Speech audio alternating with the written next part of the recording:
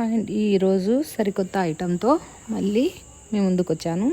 ఈరోజు మనకు బచ్చలి కూర అంటారు కదండి, మలబార్ లీఫ్.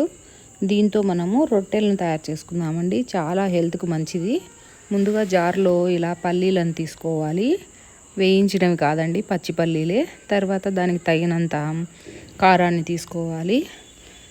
పల్లీలు, కారం, సాల్టు పిండికి తగినంత ఇందులో వేసేసుకోవాలన్నమాట.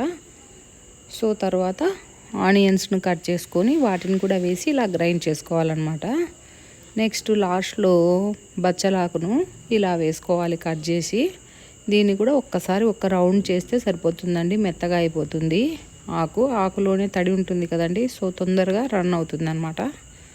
సో ఇది ఒకసారి అలా కలిపేసుకొని ఇలా గ్రైండ్ చేసుకోవాలన్నమాట. ఇది మనకు ఒక పేస్ట్ లాగా తయారైపోయింది కదా, మరీ పేస్ట్ లాగా ఉండకూడదు, ఒక్కసారి చేయాలన్నమాట. మనకి ఇక్కడ తగినంత జొన్న పిండిని తీసుకోవాలన్నమాట. జొన్న పిండిలో వాటర్ వేసి ముందు పిసకకూడదు అనమాట. జొన్న పిండిలో ఫస్ట్ మనం చేసుకున్న పేస్ట్ వేసుకొని, బచ్చలాకు పేస్ట్ బాగా కలిసేలాగా కలుపుకోవాలన్నమాట. ఎందుకంటే అందులో తడి ఉంటుంది కదా. తరువాత చూసుకొని గోరువెచ్చని వాటర్ను వేసుకుంటూ కలుపుకోవాలి టోటల్గా.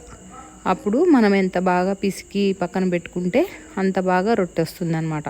సో అందుకోసం ఇలా వేడి నీళ్ళను వేసుకోవాలి. చపాతీ కర్రతోనైనా వత్తుకోవచ్చు, లేదు వచ్చు అనుకుంటే చేతోనే డైరెక్ట్ చేసేసుకోవచ్చు. ఇలా అనమాట. ఇలా మనం ఎంత బాగా రొట్టె పిండిని మర్దనా చేస్తే రొట్టె అంత సాఫ్ట్గా పెద్దగా చేసుకోవచ్చు. సింపుల్గా ఉంటుందండి, ఆరోగ్యంగా ఉంటుంది. పిల్లలు తినని వాళ్ళ కోసం ఇలా అన్ని ఏ ఆకుకూరలైనా ఇలా రొట్టె పిండిలో, అలాగే మనం పరాటా చేస్తాం కదా గోధుమ పిండిలో, అన్నీ ఇలా వేసి చేసేసామంటే టేస్టీగా ఉంటాయి, చాలా బాగుంటాయి అన్నమాట. ఎక్కడన్నా జర్నీకి వెళ్ళేటప్పుడు కూడా ఇలాంటివి చేసుకొని తీసుకెళ్ళామంటే, ఒక పెరుగు ప్యాకెట్ ఉంది అంటే పెరుగుతో అద్దుకొని తినేసేయచ్చు ఈ రొట్టెను. కడుపు నిండిపోతుంది, హెల్దీ ఉంటుంది బయటి ఫుడ్ లేకుండా. సో మనము ఇలా తట్టుకోవాలన్నమాట. పిండి ఎక్కువ వేసుకోకూడదు, లైట్గా వేసుకొని తట్టుకోవాలి. రాని వాళ్ళైతే క్లాత్ వేసుకొని క్లాత్ మీద తట్టుకోవచ్చండి. సో మేమైతే డైరెక్ట్గానే చేసి అలవాటు అయిపోయింది కాబట్టి ఇలానే చేసేస్తాము. సో ఇలా వేసుకొని, ఇది వాటర్తో వేస్తారు కదా, సో వాటర్ కాకుండా మనము నెయ్యిని అప్లై చేద్దాం. ఎందుకంటే టేస్టీగా ఉంటుందన్నమాట రొట్టె. పిల్లలు తిన్నా కూడా వద్దు అనరు. సో ఇలా రెండు వైపులా బాగా నెయ్యి వేసి కాల్చుకోవాలన్నమాట రొట్టెలను. చాలా బాగుంటాయండి, తప్పకుండా ట్రై చేయండి మీరు. మళ్ళీ అవేవేవి చేసుకుంటారు మీరు. నేను ఈరోజు తెల్ల బచ్చలాకుతో చేశానమాట. ఎర్ర బచ్చలాకుతో కూడా చేసుకోవచ్చు.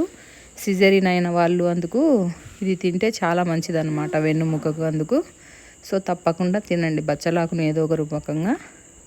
పెరుగుతో తింటే ఇంకా చాలా బాగుంటుందండి. నేనైతే ఇక్కడ గుమ్మడికాయ కూర కూడా చేశాను, ఎర్ర గుమ్మడికాయ. చాలా టేస్టీగా ఉంది. మీరు కూడా ట్రై చేసి చెప్పండి ఎలా ఉందో. Thanks for watching.